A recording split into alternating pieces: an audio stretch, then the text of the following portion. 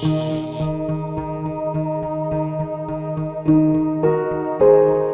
was the worst call I made, and what have I learned from that experience? The worst call that I've made was not anticipating a severe recession in 2000 and 2007. My colleague, Andy LaPerriere, nailed it, and unfortunately, I didn't listen to him. In 2008, 2009, we probably stayed positive for too long.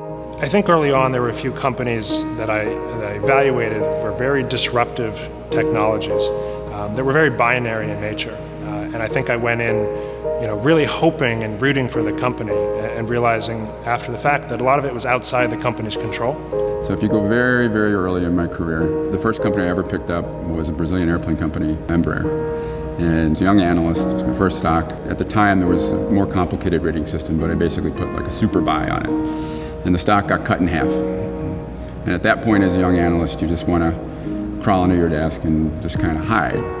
But I forced myself not to do that, and I kept telling people why I liked it and what was going on, and eventually the stock doubled. The worst call, I think, was Medicines Company back in 2014. So at the time, I thought this company had a large portfolio of drugs. Each one of them, as a collection, has a decent commercial opportunity, and stock was cheap relative to that.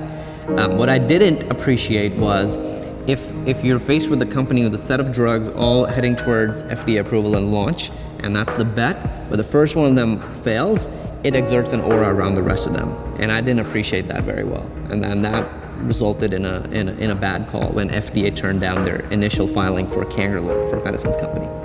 My takeaway from the mistake was indeed to listen to a broad-based group of people and seriously consider that your outlook could be wrong. What I learned is that, when you see the first signs of a change in sentiment or a change in direction in your industry, you need to move quickly and fast. And better to move ahead of it with 20% of the information than wait till you have 50 or 80% of the information to make that call, because by the time you do, you'll be too late. As the analyst, you need to make sure you incorporate every potential downside case. As an investment analyst, sometimes you have to be patient, and if you have a good idea, the timing sometimes is hard to get, but if you're right, ultimately you'll get paid for it.